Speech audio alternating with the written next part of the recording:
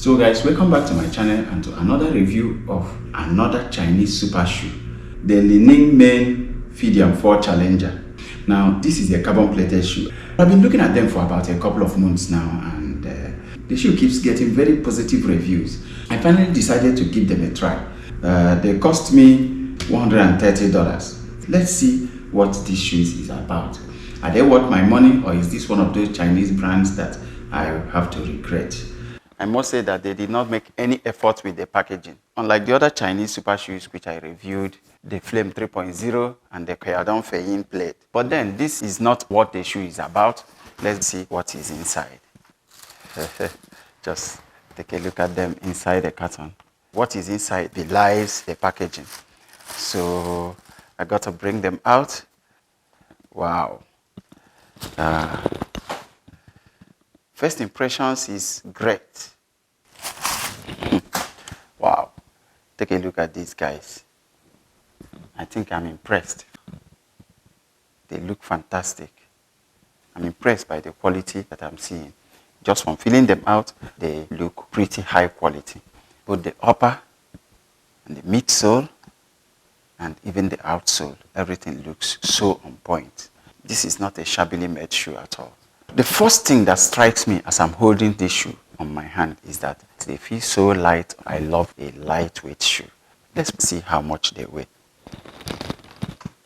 Wow, 246 grams in men's US size 11. It's not the lightest of the race training shoes, but it's decent. 246 grams.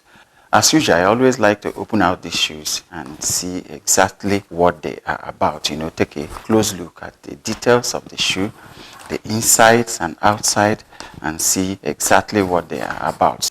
You know, the upper is a one-piece, very light material. Well, not stretchy, but very light. I think this is rather closer to the upper of the Deviate Nitro Elite. You know, it's got some overlays also, numerous holes. The breathability will never be an issue in this. Light overlays in the toe box. Just traditional lacing system, no big deal. We'll put them on feet and see how they are. Light TPU material over the heel area here to improve the heel support. Like most racing shoes, it's got moderate padding along the collar and the heel counter to aid the lockdown and improve comfort around this place. The tongue itself is made of some kind of rubbery textile material. It's soft and feels very smooth. We'll see how they feel on the feet. The tongue is gusseted, kind of. It's got these two bands here and here. If we take a look at the heel counter here, you see that the upper is elevated into a kind of a heel tab that leans backwards. You know, I always like this design because it alleviates pressure at the back of the ankle. Now let's move to the midsole, where I also continue to be highly impressed. Now the midsole here is soft. I think they're going to be bouncy because I can have a very good rebound here. The stack height of this is not on their website.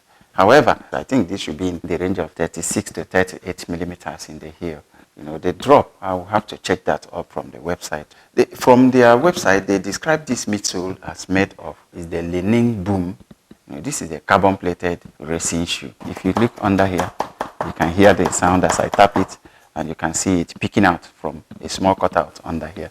Moving on to the outsole, it's kind of soft. It doesn't feel hard. If somebody steps on your toes with this, you are not going to cry too much. When I was reading the description of these shoes, they called it a ground control rubber. It's kind of lightweight with an added grip both on dry and wet pavement. But of course, we are going to put it to the test. I like the thickness. There's nothing more to talk about these shoes than they put them on the feet and see how they fit and feel on the feet and what to expect from them. So first of all, this shoe fits through to size. This is my usual size, US size 11, and they just fit me very perfectly. The shoe length is good. You can see my toes are here, and I still got that half a thumb that I like to get at the end of my running shoes. Again, the shoe width is excellent. You know, my toes just have enough room. They are not too much, but they are also not narrow. Now, standing on it, whoa, I must say that they are giving very good vibes here. The shoes are very soft. The cushion is nice, you can see it, and they feel very bouncy. The transition is going to be awesome because they feel like a curve. You know, already I can see how the transition is going to be very smooth and nice. I like the arch support. It's not the best, but it's pretty decent. And Already, I can feel the grip, even on this diet floor. The lockdown is excellent. There's no hint of a heel slip at all. And then the gusseted tongue helps also grab the midfoot very nicely, keeping it in place. I like what I'm getting so far out of this.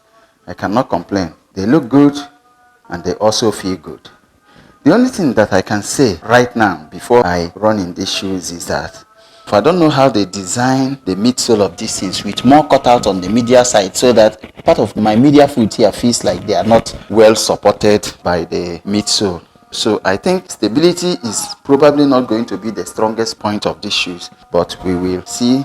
One thing I've learned from my time for reviewing shoes is not to make any judgments by just putting the shoes on your feet. You have to take them out on the road and run with them, and then you get the full feeling from the shoes. Doing this like this, I can already feel the wind. These shoes are very breathable, So by and large, I think I like what I'm getting out of these shoes. Kind of expensive for $130 for a brand that I don't know. Maybe an established brand there, but in the West, these shoes is not really well known, even in my own part of the world also. But until I run in them and see what I can get of them, then we will know whether they are really worth the money. So if you like how these shoes look, just watch out for the performance review. So guys, that's it for this one. Thanks for watching this and see you in the next one.